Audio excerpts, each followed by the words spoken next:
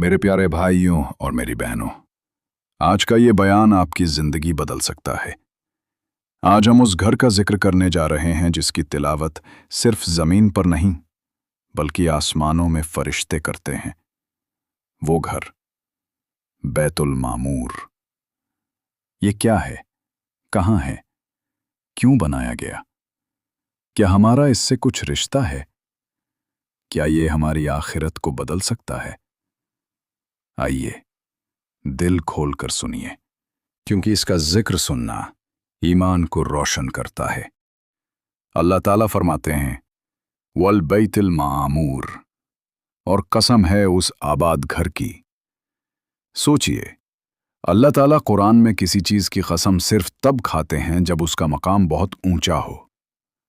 इसका मतलब है बैतुल मामूर कोई आम जगह नहीं बल्कि रब के नूर का घर है। बैतुल मामूर क्या है?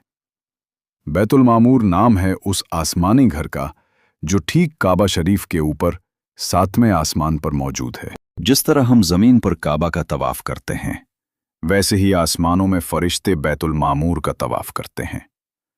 ये घर हमेशा आबाद रहता है, इसलिए इसका नाम रखा गया बैतुल मामूर, यानी हमेशा आबाद रहने वाला घर।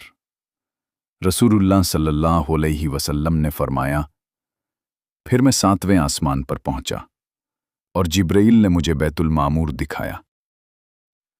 हर रोज 70,000 फरिश्ते इसमें दाखिल होते हैं, और जो एक बार चला जाता है उसको कयामत तक दोबारा बारी नहीं मिलती।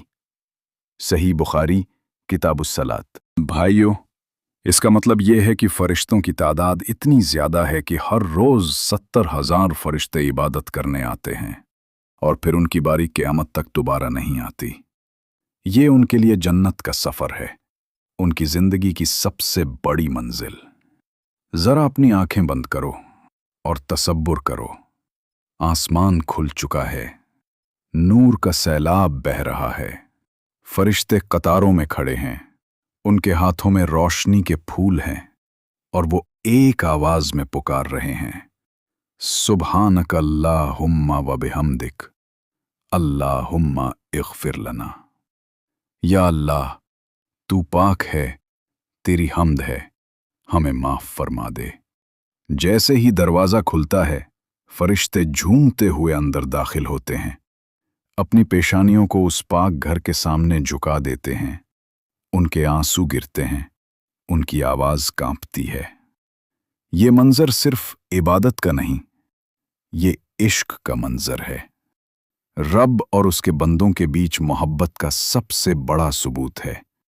हदीस में आता है, काबा का तवाफ जमीन पर है और बैतुल मामूर का तवाफ आसमानों पर। जमीन पर हम तवाफ करें, आसमान पर फरिश्ते तवाफ करें, और दोनों का मकसद एक, रब की इबादत और उसकी रजा। भाइयों और बहनों, जब फरिश्ते जो न गुनाह करते हैं न थकते हैं, वो भी अल्लाह की इबादत से एक पल की गफलत नहीं करते, तो हम और आप कैसे गाफिल हो सकते हैं? जब आसमानों में बैतुल मामूर आबाद है, तो जमीन पर हमारे दिल क्यों वीरान रहें?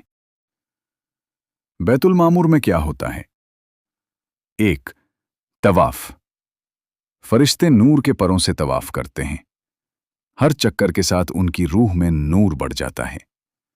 2. गुंबदे नूर। बैतुल मामूर पर नूर बरसता है और उससे जन्नत के दरख्त, नहरें और हवेलियां रोशन होती हैं। 3. आसमान का अजान। कुछ फरिश्ते सिर्फ अजान देते हैं, कुछ सिर्फ सजदे में होते हैं, कुछ रुकू में और कुछ तिलावत में। हर एक का मकसद एक, अल्लाह को राजी करना। हमारा दिल भी बैतुल मामूर जैसा होना चाहिए। सोचिए, अगर अल्लाह ने आसमानों में एक बैतुल मामूर बनाया तो उसने इंसानों को भी एक दिल दिया जिसे वो आबाद देखना चाहता है। जैसे बैतुल मामूर में फरिश्ते तवाफ करते हैं, वैसे दिल में कलिमा और इबादत का तवाफ हो। जैसे बैतुल मामूर कभी खाली नहीं रहता, वैसे दिल अल्लाह की याद से आबाद रहे।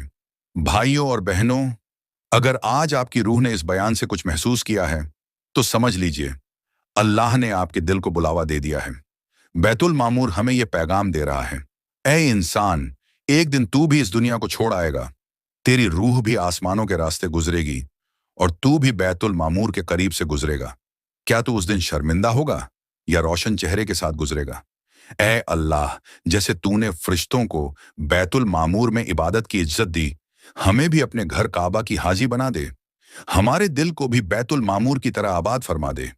हमारे गुनाह माफ कर दे, हमारी रूह को नूर अता कर दे और क़यामत के दिन हमें उन फरिश्तों के साथ खड़ा कर जो तेरी लगातार इबादत करते रहें। आमीन। भाइयों और बहनों, अगर ये बयान आपके दिल को अच्छा लगा हो तो इसे सिर्फ सुनकर मत छोड़िए, बल्कि अपनी इबादत को बैतुल मामूर की तरह हमेशा आबाद रखिए। यही हमारी कामयाबी है, यही हमारी मंजिल।